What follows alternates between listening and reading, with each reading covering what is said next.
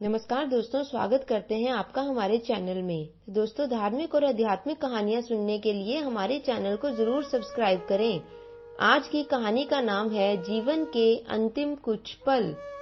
एक बार की बात है, एक आदमी रेगिस्तान में रास्ता भटक गया और प्यास के कारण अचेत एवं मरणासन अवस्था में पहुंच गया। तभी वहां पर एक यमदूत प्रकट हुआ, जिसने उस आदमी को पानी पिलाया और वह व्यक्ति होश में आ गया। होश में आकर उस व्यक्ति ने यमदूत का उसकी जिंदगी बचाने के लिए बहुत धन्यवाद किया। यह सुनकर यमदूत मुस्कुरा दिया और बोला कि मैं एक यमदूत हूँ और मैं यहाँ तुम्हारी जान बचाने नहीं बल्कि तुम्हारे प्राण लेने आया हूँ। यह सुनकर आदमी बहुत ही चौंक गया और घबराकर रोने लगा और अपनी जान की भीख मांगने लगा। यह देख यमदूत को उस पर दया आ गई और उसने कहा कि माफ करना, मैं तुम्हें जीवन तो नहीं दे सकता हूँ, लेकिन मैं तुम्हारे लिए इतना कर सकता हूँ कि मैं तुम्हें अपनी किस्मत बदलने का एक मौका अवश्य दे सकता हूँ। यदि तुम अपने जीवन में कुछ बदलना चाहते हो तो बदल सकते हो। यह कहकर यमराज ने उसे एक डायरी देकर कहा कि मैं तुम्हें यह किताब और 5 मिनट दे रहा हूँ।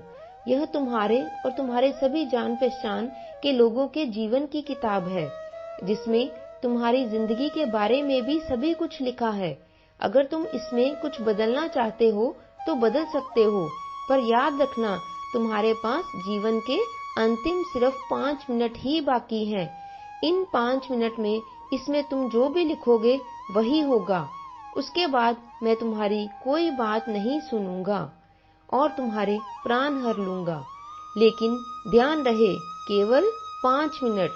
यह बोलकर यमदूत वहां से दूर चला गया और उस व्यक्ति ने भी हाँ में सिर हिला दिया। उस व्यक्ति ने डायरी खोलकर देखी तो उसने देखा कि पहले पेज पर उसके और उसके एक पड़ोसी दंपति की यादें लिखी हुई थी और वह सभी बहुत खुश हैं। वह आगे बढ़ा।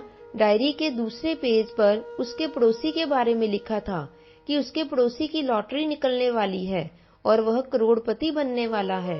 ऐसा पढ़कर उसके मन में अपने पड़ोसी को लेकर ईर्ष्या आ गई।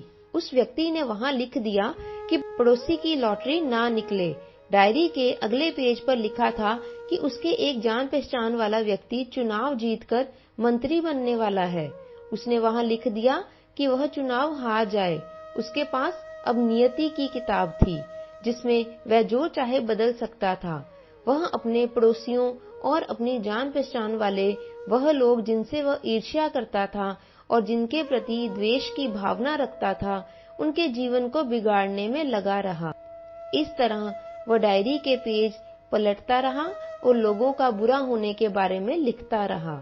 डायरी के अंतिम पेज में उसे अपना नाम दिखाई दिया, परंतु जैसे ही उसने कुछ लिखने के लिए अपना पेन उठाया, यमराज ने उसके हाथों से डायरी ले ली और कहा कि वत्स, तुम्हारा 5 मिनट का समय पूरा हो गया है। यही तुम्हारे जीवन के कुछ अंतिम पल थे। अब कुछ नहीं हो सकता।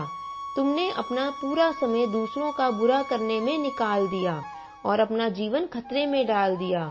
अतः तुम्हारा अंत निश्चित है। अब वह रोने लगा और सोचने लगा कि कैसे उसने अपने जीवन के अंतिम 5 मिनट भी दूसरों का बुरा चाहने में ही बिता दिए, जबकि वह इन 5 मिनट में अपने जीवन में कई सुधार की बातें कर सकता था। वह सिवाय रोने के और दूसरों की जिंदगी खराब करने के कुछ न कर सका। वह व्यक्ति बहुत पछताया, लेकिन सुनहरा समय निकल चुका था। देखते ही देखते यमदूत ने उसके प्राण हर लिए। तो बोलो जय भोलेनाथ जी की।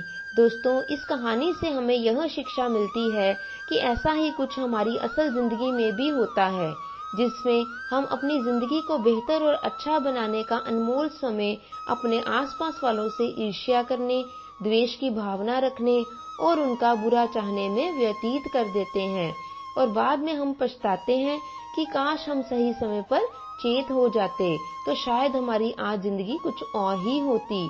इसलिए दोस्तों, सबका भला करें, अपने प्रभु की भक्ति में ध्यान लगाएं, खुश रहें और सभी के खुश रहने की कामना करें। यही जीवन है, इसी को ही जीवन समझें। अपने लाभ के लिए कभी किसी का नुकसान ना करें। बोलो जय श्री कृष्णा। तो दोस्तों, आशा करते हैं आपको हमारी आज की यह कहानी अच्छी लगी होगी। यदि अच्छी लगी है तो इसे लाइक और शेयर जरूर कीजिए, और यदि आप हमारे चैनल पर नए हैं तो इसे सब्सक्राइब करना मत भूलिए। बेल आइकन को भी प्रेस कर दीजिए, जिससे नई कहानी की नोटिफिकेशन आपको जल्दी से मिल जाए। अगली बार एक और नई कहानी के साथ आपके समक्ष उपस्थित होंगे। तब तक स्वस्थ रहें, खुश रहें, खुशियां बांटें। कहानी को अंत तक देखने के लिए आपका बहुत बहुत धन्यवाद।